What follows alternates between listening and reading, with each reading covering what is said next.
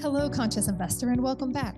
I'm your host, Julie Hawley. For over 4 years, I've paired my background in real estate investing, education, and coaching to create powerful content for you each week.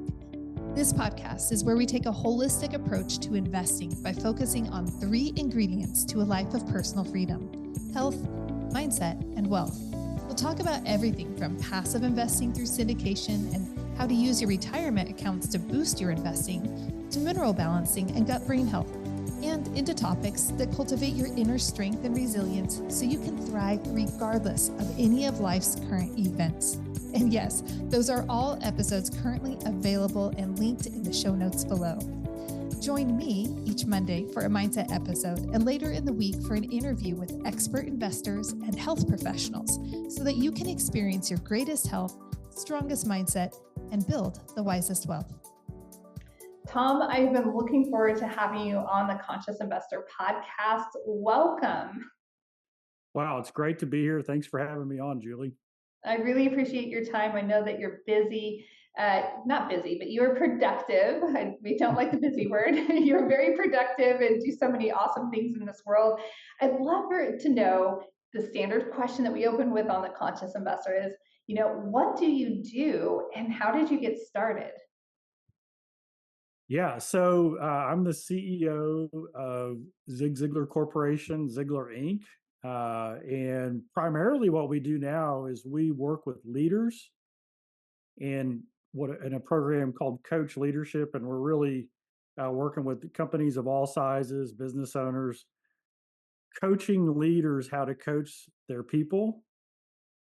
And then we also do a lot of certifications. So people who want to go out and take the Zig Ziglar programs in coaching and in training and go out and teach them or coach around them, we certify those. So coaching is our biggest thing. It's the thing closest to my heart. I love working with coaches. Dad, Zig Ziglar, my father, said years ago, never give a promise without a plan. And when, with coaches, it's awesome because you get to draw out who you're working with, what their dream is, what their purpose is, what their why is, and then you get to walk with them with the plan. And so that's what fills my soul. I tell people I've been doing this 59 years, just born into it, grew up in it, started working the company right after I got out of college. And so it's, because of my father, Zig Ziglar, and his legacy and the difference that he's made in the 250 million some odd people he's impacted in his life and in his works. So it's really cool because I can travel anywhere in the world and speak and train, and I meet friends and family I'd never met before because of that. So yeah, little background. I absolutely love that. And that was, the primary reason that I reached out, to invite you onto the podcast. And it's crazy. I'm all glossy eyed over here. Conscious Investor, if you're watching on YouTube, you'll probably notice it. But, it's really interesting how our fathers have had such a profound effect on our lives and literally on our choice of occupation and how we go about doing things. And it's absolutely magnificent. One of the most powerful things is I used to listen to your dad in my dad's car as my dad's driving around. He was in real estate sales, and I drive around, and I grew up listening to Zig, and then I would do my Zig impersonations, and it was so much fun. And I always think the impact, this is leading into a question, wait for it. It's interesting the impact that my dad had on me by the way of the choice of how he chose to live his life and the influences he invited into his life. For instance, your dad listening to the cassette tapes back in the day. And so I wonder often how much of my mindset has been influenced because I have a very strong growth mindset, just by nature of both of our dads. So my question to you, there is a question I promised you in all of this is, how did you internalize everything that your dad was doing? Here you are, a teenager, like you grew up. This isn't this isn't dad, right? Like, or this is dad. This isn't necessarily, oh, wow, there's the professional speaker. That's your dad. How did you internalize everything that he was saying and grow that within you? Yeah, so when it's your dad, it's just the way life is. And then when you grow older and you talk to enough other people, you realize how lucky and fortunate and blessed and unique your situation is, right? Because Dad had a quote. He said, "Far too many people have been told what they can't do, and they haven't been told what they can do." And Mm-hmm. so I grew up in a can do and a get to house, so if I didn't like it, we got to do it. And if I wanted it, he said, you can do that. Right. So it's like that whole mindset. And so it was just normal. And then I realized he was different, but I'll tell you like there was a moment where everything like shifted. I was probably 27, 28 years old. We were on the road. Dad was speaking at a big Amway event, about 30,000 people in this arena. And the way it worked is they were having an afternoon session, then they made everybody leave the arena. And then they brought us in, and we were setting up the product tables at the back of the room. And I don't know if you ever went to one of those, but we had about 20 tables in the back, and this was back in the day. So it was all audio cassette, VHS, and books, right? There's all these product packages. And Dad was the secret surprise guest. So 30,000 people knew that at midnight, the secret guest was going to be there to speak, but they didn't know who it was. And so we set up these product tables, and then they gave us these tablecloths, and we had to cover all the product on the product table so that nobody would know who it was. Wow. Okay. So we set it all up. At 7 o'clock, they open the doors, and it's like a stampede of people. They're going to get their seats. And one of the first people through the door, uh, probably early 30s, he's running by and he looks over and he stops. And I look down, and the tablecloth was pulled up, and there was a picture of my dad on the front of the album. And he comes right to me and he goes, is Zig Ziglar speaking here today? And I'm like, uh-oh. And I'm like, shh, don't tell anybody. And I put the thing down and I go, you can't tell anybody, but yes. He goes, is he going to be signing autographs? And I said, yeah. And he said, well, where? And I pointed around the corner. There was a table there. I said, he's going to be there. He goes, well, I'm going to go get in line.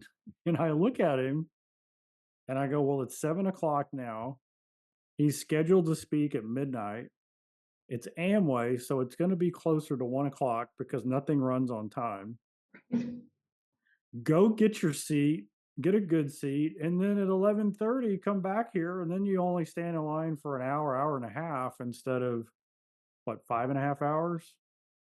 He goes, no, I'm going to stand in line now. So he goes over to a line that doesn't exist for somebody who nobody even knows they're there. And I'm like, how long is this going to take before he goes and sits down? So about an hour and a half later, he's still over there. He's having a great time, enjoying the program, but he's at the very back of the arena, just standing in line. And I go over to him and I say, what's your story? And he looks at me and he says, here's my story. He goes, I'm from Central America. And then I realized he kind of had broken English. And he said, I came here for the American dream. And he said, the reality is my marriage was in trouble. I was an alcoholic. I was trying to make a better life for my family. And I moved in with my brother in Chicago. And I went to my brother after about a month and I said, I need I need to be successful. I need to learn English. And he said, my brother gave me the book, See You at the Top. Wow. And he said, this is in English, translated into Spanish using a dictionary, and then translate it back into English. And he said, you'll learn English and it will change your life. And then this guy starts crying right there. He said, I'm married, my kids are with me, that I'm living the American dream, and it's because of your dad. And that's when I kind of grew up to, it's you can be good at business, you can be good at different things, but if you don't have that balanced success and you've never been taught how, and you don't know what it is, it's hard.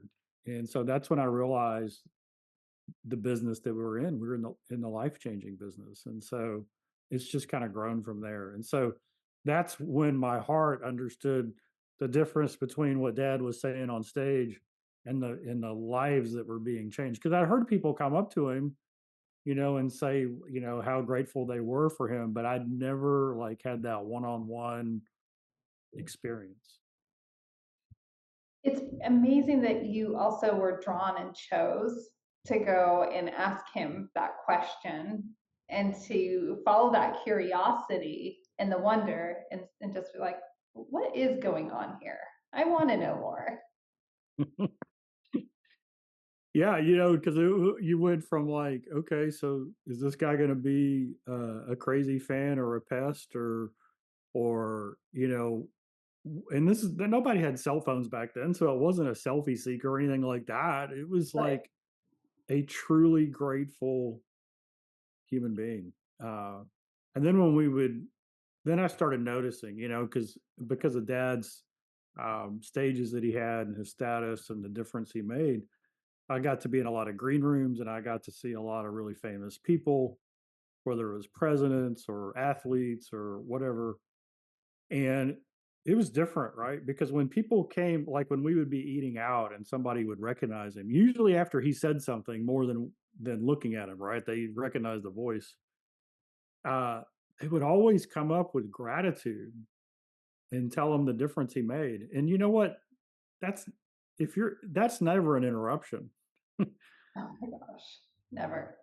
And I feel sorry for the athletes and stars and stuff who get interrupted because somebody wants a self-serving autograph or photo, right? Mm, You know what I mean? It's like, what a, that's a powerful differentiation right there. A very powerful differentiation. And I appreciate that. One of the elements of the conscious investor is that true wealth is transferable wealth. We have tangible wealth. I lovingly and affectionately like to say that's the boomers and my Gen Xer, peers. We like the toys, generally speaking. And then there's intangible wealth where, it's just the more millennial style of experiences and minimalistic lifestyles. I think they're two sides of the same coin. But then we also have transferable wealth. And transferable wealth is when we take our wisdom, knowledge, skills, and experience and we impart them to others, which is what you do. It's what your dad did. A lot of people are into legacy wealth in my investing space. And unfortunately, 90% of, wealth is lost by the third generation. I'm curious how, because there aren't very many successful transitions where it's like, hey, I've built this and now I can hand this off and you can take the helm of the ship. I'm curious if there's any secret sauce. I don't really like the word secret sauce, but that took place where you were really prepared to take over the enterprise. yeah. So we started as a family. So Dad passed away. It'll be 13 years in November. Um, and so we started preparing 10 years before that. And really, today is the day you prepare for it, right? Wherever you are, right? So it was intentional in the preparation. Mark Batterson has a great quote. He says, "An inheritance is what you leave to someone. A legacy is what you leave in someone." Mm. Okay, and so I have a quote, and my quote is, "Legacy is intentionally preparing those you love to grow through life's most difficult challenges." Mm. Right, and so legacy is when you teach and transfer the habits, the wisdom, the knowledge that somebody needs to make good choices. Hmm. Right. Those are all things that are like I've grown up with. And so I started thinking legacy over 20 years ago.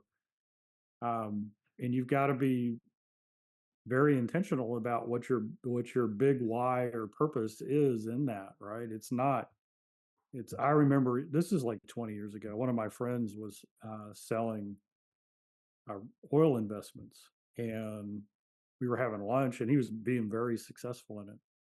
And I said, how's it going? He goes, well, I'm kind of stuck with a client. And I go, well, tell me about it. Well, this client was like super wealthy, had 20 oil wells outright and, a bunch in the pipeline. And I said, well, that sounds like a good problem. And he goes, well, the problem is he's trying to figure out how to leave his oil wealth to his kids without them snorting it up their nose. Hmm. Legit. Like real world thing. Um, and so it's always been a priority. But then when that transition happens, um, as prepared as you are for it, it's always different than what you imagine, right? Because Right. our business is a brand, it's a personality. And we had board members that came to me and they said, it's much harder to change the way a business operates with the incredible brand and reputation you have around a personality than it is to start from scratch, right? And it was actually there's a gentleman named Steve McKnight, and do you know him? I don't know Uh, him personally, but I know. he's one of the greatest. He's probably the number one real estate investing guy in Australia. He's amazing. And so he asked me 13 years ago uh, the question. He said, Tom, we were having lunch in Fort Myers, and he bought like 70 properties during the mortgage meltdown after that happened. So he was visiting his property in Fort Myers. So I went to meet with him, and he asked me this question. He said, so what are you doing to carry on the legacy? Because it's too important to let it go. And I told him. And all I did was because dad had passed away 3 months earlier. He said, let me ask it to you a different way. I said, okay. He said, imagine you pick up your phone right now, and on the other end of the line is somebody, and they tell you this. They say, we've kidnapped your wife and daughter. And the only way you'll ever see them again is that over the next year, you have to generate 10 times the revenue in your business than you are now. What would you do? And so that was like, for me at that moment, like a super clarifying question, because a lot of times we have to let go of the good in order to get the great, right? And we had so many good things that we were doing, but they were hinged on dad's unique skills and personality, right? It's not that we were letting go of the reputation, the character, all the assets that we have. It was that we couldn't do it the same way. And so I think that was probably the big transition that was for me is, and dad had told me and my sisters this like many times before this. He said, you'll never know true freedom until I'm gone. And we didn't know what he meant. And what he saw is that we were spending all of our time supporting him and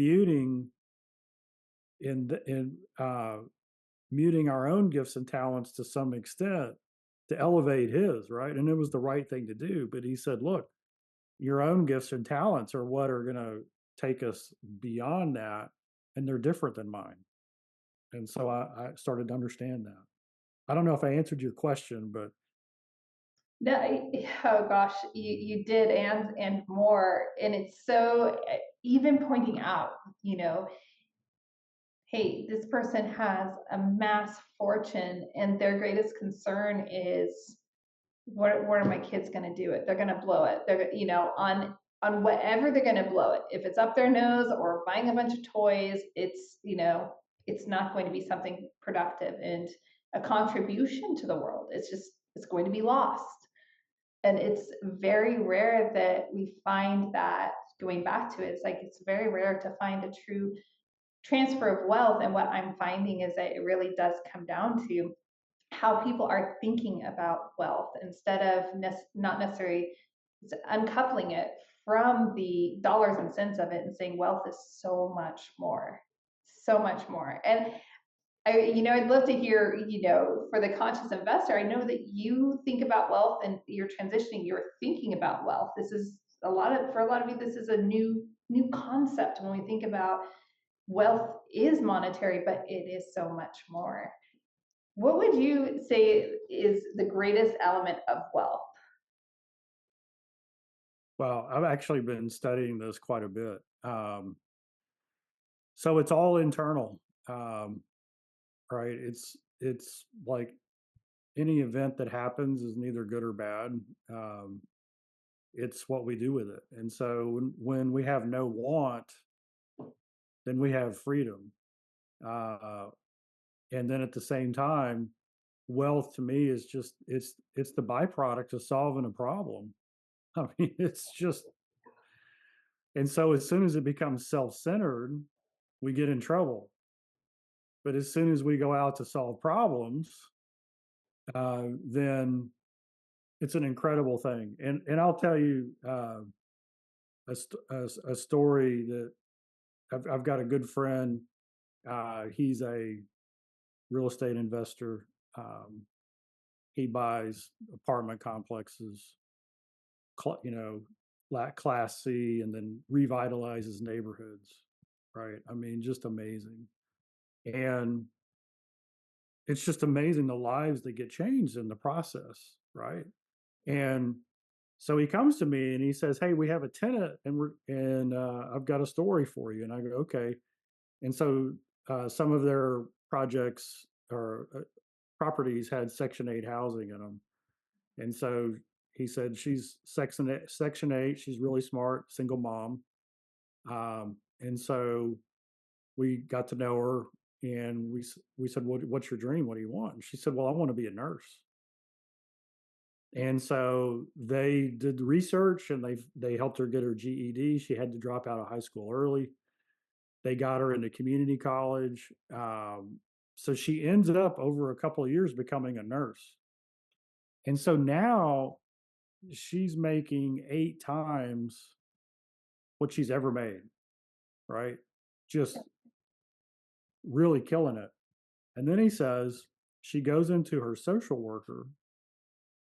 And because if you're on Section 8, you know, you meet with that social worker because you're on government support. And the social worker is like, you know, you're why we do what we do. You're why we provide the safety net. You're the living example of what what gives me fuel. And the social worker said, but there's only one problem. You make way too much money to qualify for Section 8 housing. So you no longer get that. You don't qualify. And so this nurse went home and quit. She quit her job because she'd been told her whole life that wealth was having a guaranteed place to sleep. And so you never jeopardize your Section 8 housing. Wow. Wow, that took a turn at the end there that I was not expecting, Tom. Oh my goodness. And so when you think about the people who have all the right reasons to do something, and then they actually start to achieve success, and then they self sabotage themselves out of the situation, and Yeah. you look back and you go, what? It's a core belief. Mhm. right? It's a core belief that is off. And so when we certify our coaches, and we have hundreds of coaches now, and what we're really saying is that ultimately somebody's long-term sustainable success depends on two things. It depends on their self-image and their belief, because we can all do it for a while, but and you've seen it, people who get early wealth with fairly easily, and then it disappears. It's Mhm. because their belief and self-image doesn't match where they are. And Mhm. so we've always got to remember that, as people are learning and growing, that belief of who they are, and it's not what they do or what they have that's important. It's who they are. And that wealth is just the fruit of solving other people's problems. I mean, that's, at the end of the day, that's what it's all about. And so now, the more people I serve, the more fun I have, and the more things turn out. But if your definition of wealth is guaranteed place to sleep, then you'll make decisions that don't make any sense. Mm. That's so important. That's a premise I completely believe in, as well as I'm working on a book, and it is talking about, like, everything flows from the inside out. Like, if our internal world needs some remodeling, or maybe even like a full on demo, like, let's just go in and gut this place and like do some massive reconstruction. Like, we all have spots in our life that just have to, like, we've grown, we've evolved, we could be great, wonderful, we are great, wonderful people, conscious of us, or it's like, but you know what? We've grown and evolved. Maybe that room needs some remodeling, an update, a refresh, because it's no longer, current. And we can still default back into those old habits, old ways. And what got us where we are now isn't, I know you know this, isn't necessarily what's going to help us get to where we need to go. It got us where we are here now.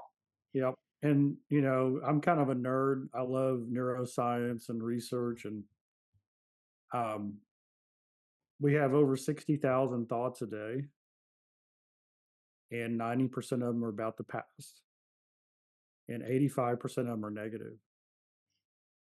And so, whenever we're trying to grow out of our comfort zone, and trying to break barriers or do something different, the thought patterns are still there, right? We still go back into the negative past.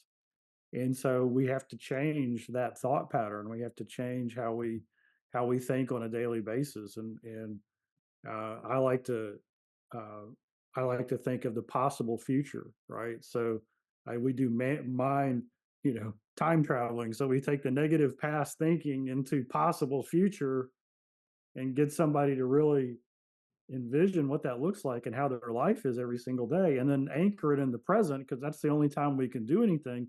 So what can you do right now that moves you towards that, right? And so that's that's the big key.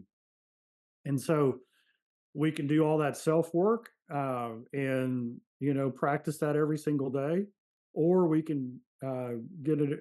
And I would say and, not or. Mm-hmm. And get a coach who's holding you accountable to that, who can catch Mm-hmm. you when you're slipping back. Because it's just natural to slip. We've got our whole life experience doing that. We're wired that way, but it's not the way we were designed. It's just the way it is. It is. I love your edit on the word and or. I often do the same edit with the word but. It's like, actually, no, it usually always is and, and it's misappropriated. So it's interesting. I'm going to be wrestling with the word or, I think, in the future. I'm curious if you wouldn't mind sharing, over the last year, if is there an area where you see that you default to? And this is where this stems from, is that, there's so much personal development that we do as humans, especially, there are some of us that are very gun-ho and like, I want to grow and I want to continue this growth journey. um, and I wonder if there's a point.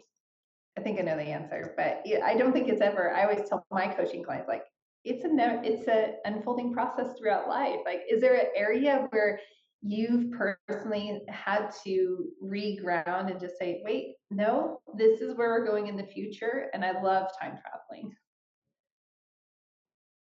Yeah, so at Ziglar, what we do is we look at life and we make it pretty simple. We break life into seven areas, right? The we call it the wheel of life. The mental, which is kind of the way I view the world, my mindset, my outlook. The spiritual, which is not just faith, but also all the character qualities and virtues and values that you live by. And then the physical, which is, what we eat, how much we sleep, exercise, how we handle stress. And then there's family, uh, and then financial, and then personal and career. And so what I've noticed is that uh, my belief and mindset and self image is different in each one of those areas, Mhm. right? And so it's like somebody might say, well, you look like you're doing pretty good. But when I'm self aware and I dig in, I'm like, yeah, you know, I need some work over here, right? I need some adjustment over here. And then the more you learn, it's like the further you could go. It's like Dad said, you go as far as you can see, and when you get there, you'll be able to see even farther. Um, and so the last book I wrote, which is called 10 Leadership Virtues for Disruptive Times, in that book, uh, the virtues, right? There's 10 virtues, and one of the virtues is humility. And there's a quote that after the book came out, I came up with this quote, and it's humility is the taproot of wisdom. Mhm. Okay, so if you find truly wise people, it's that they've embraced humility and they enter every situation with this awareness that they don't know everything and there's a lot more to learn, right? Mhm. And so when you think about it, um, humility is the opposite of arrogance. And so you won't find arrogant people who are in general wise. They just don't. That isn't a partner, right? They don't go together. And so, kind of like the deeper I've gone into that, the more I know that I don't know, which and then I get excited because one of the things is humble people get excited about not knowing something because now there's something else where they can learn. Well, that feeds into the growth mindset. And our advantage is not what we know, it's how fast we can learn, right? Mhm. And how fast we can learn is usually determined by how receptive we are to the learning, right? And so that's been like the in my own journey, just having that humble digging in and going, what else can I learn here? That's helped me more than anything else. Um, and when I travel around the world and meet people from like I did leadership training in Vietnam, a communist country, uh, and I loved it, and they loved it, right? And it's the same thing I teach here, and so I'm like, how's that possible? One's communist, one's capitalist, but we have this thing in common, and it's because you go in just humble, giving respect, and it's amazing what comes back. I love the anchor of humility, and I haven't heard. I grew up in an agricultural area of California, and so yeah, sometimes our pastor at our church would talk about a taproot, and I haven't heard that in so long. It was refreshing to be reminded of a taproot of Yeah. something this Hey, essential. how about this one? A tree's fruitfulness depends on its rootfulness. And so imagine a tree that has seven roots and those seven areas of life, right? Yeah. And the nourishment that our roots need come from our habits. Absolutely, and that tie, that connection. And maybe this resonates, but just when we look at ego, and we look at where is the ego involved, ego not always being bad. Like you kind of alluded to this earlier about not placing a value necessarily on everything, but looking at even with is this a part of the ego that's coming involved that's going to debilitate me and show up in a way that's not going to allow for that curiosity and that flourishing that comes with deep humility. It is a wellspring of life. Yep, for sure. It is. Tom, I appreciate your time so much. I want to honor that, and there's so much that the Ziglar Institute offers, and I'm grateful for that. Um, Conscious Investor, we're going to leave links down in the show notes so that you can go and check this out, because for a lot of you, this might be your first interaction at all. And I want to encourage you, go check out Tom's books, go check out his dad's books, and pick up some of the audio forms of everything. Go follow, go subscribe. But I'm also wondering, Tom, like, is there anything you would like to leave? Parting words of wisdom, because you have so much wisdom, and I value your work tremendously. It's been a powerful influence in my life, and I thank you for that. Is there any parting wisdom that you would have for the conscious investor? Yeah. So one of the best questions I ever got was I was speaking on the Ziglar message, and the audience was real estate investors. And there was a man in the room, early 40s, and I took questions, and he said, his question was, uh, what is the fastest way to success? And later on, the second question was, um, what was the number one thing that Zig Ziglar did that made him successful? So I love both of those, right? Because most people just say, how do I become successful, or what are the three keys to success? This guy wanted to know the fastest way, right? What's the shortcut? And so, to make a long story short, I said to replace bad habits with good habits. And so, principle number one is, even if you go into scripture in the Old Testament, it's never keep doing bad and just do more good than you do bad. It's always stop doing bad and do good, right? So success is the same way. We got to stop digging that hole, right? We got to stop doing the things that are taking us away. And then the second part of that was, what was Zig Ziglar's number one secret? And there's not one, but this is the answer I gave him, and that is that for over 4 decades, like almost 50 years, Dad, every single day, he spent 2 to 3 hours in the morning researching, reading, studying God's word, uh, books, audios, taking in new information to internalize and simplify so that he could share it with someone else, to someone else, for their benefit. So just think about that. Share for their benefit.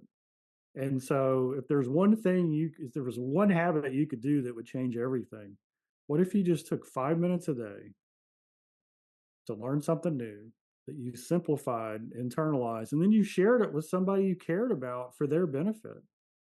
If you did that every day for a year, what kind of a human being would you be at the end of the year? Would you be different? I mean, it's like when you attach the right motive, with life changing ideas and thoughts, that's a world changing combination. Oh gosh, it sure is. So, Number three. We've got the first two. oh, there were what was the three things, or did you ask me three? Oh, I think maybe I misunderstood. I think you said there were three.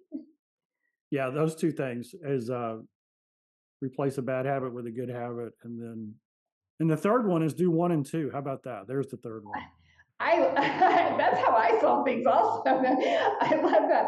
And it's so important Now I've gotta ask, do you do a similar morning profile as your dad of internalizing and spending time in scripture and internalizing information to simplify it and sharing it? Yeah, so every day I do what I call the perfect start, and I talk about that in the book Choose to Win. And so every day uh, I do my goals, my gratitude. Then um, I'm doing five things now instead of three, but um, and then I read Proverbs or Scripture. Then I journal, and the journaling doesn't take long. It's just whatever that thought is. And then uh, I've been using Chat GPT every day for over a year now. Uh, and so what I'll do is like today, what's today, the 17th? So I read Proverbs 17, and then I'll go in and I'll say, in, you know, let's just say Proverbs 17, 1 through 3, based on ancient Jewish tradition, the original Hebrew, explain what Proverbs 17, 1 through 3 mean and how I can apply it. And so it's pretty interesting when you see the original text and what the word really meant and the cultural context that it was in, and you do it. But what a great instant resource, right? Our 20 years ago, you'd spend 3 hours doing that, and now 3 minutes, and it's really powerful. So that's my perfect start every day. And then most days, because it's hot in Texas now, I'm working out uh, either right in the middle of that or right after it. And my gratitude list is I just write three things down every day I'm grateful for. And so I'm almost halfway through the year. I've got over 500 things written down that I'm grateful for this year. It's amazing what that does. It's amazing how it shifts your perspective. And we have a very similar routine at morning practice. I have not incorporated Chat GPT, and now I'm so curious.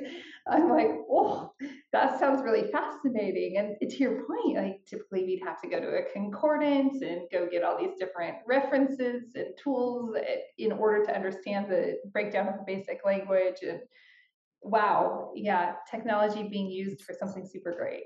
Yeah, and it's like, so this is something that I believe. I believe that the number one skill anybody can develop today is the coaching skill. Mhm. And coaching is just questioning, right? It's just being curious and asking those questions. It's also the number one skill that somebody could use to really benefit from Chat GPT or any AI. It's the power of the prompt that gets the right information out. So if you're in your morning routine, if you're contemplating something, you can just chat in. I'm thinking about this. What are some great quotes that would also mean the same thing? And it's just unbelievable where it'll take you, right? So, Curiosity and wonder right yeah, there. it is I learning. love it. I'm a ever always learning, always reading, always wanting to grow ambitious. But there's so much good that comes from it. I find to exactly what you're saying. Like I'm always sharing a podcast, a book, a scripture. I'm always sharing it with someone else. Inevitably, within a short proximity of learning something, God put somebody in my life, and it's like this is intended for that person. It was intended for me, but it's flowing through me also to somebody else, and it's pretty remarkable to me how often that happens. I think it happens constantly, but we only notice it every now and Fair point. then. Yeah, dad always said that coincidence was just God's way of staying anonymous. So Yeah. So true. So true. Tom, I appreciate you. Thank you so much for your time. Do you have a special place you would like the conscious investor to connect with you, or would you like them to go to a website? What's the best? Ziglar.com is the best place. It is the best Yep, place. yep. Thank you again, Tom. And conscious investor, remember, this podcast isn't just for you. It is for you and someone else. So make sure that whoever comes to your mind, whoever's on your heart, that you take a moment to share this episode and to do that not just with the Conscious Investor podcast, but with any podcast that you are listening to or anything on YouTube, whatever you're consuming, it's for you and somebody else. So make it a point to give it a share. Until next time, live big, love bigger, and do great things.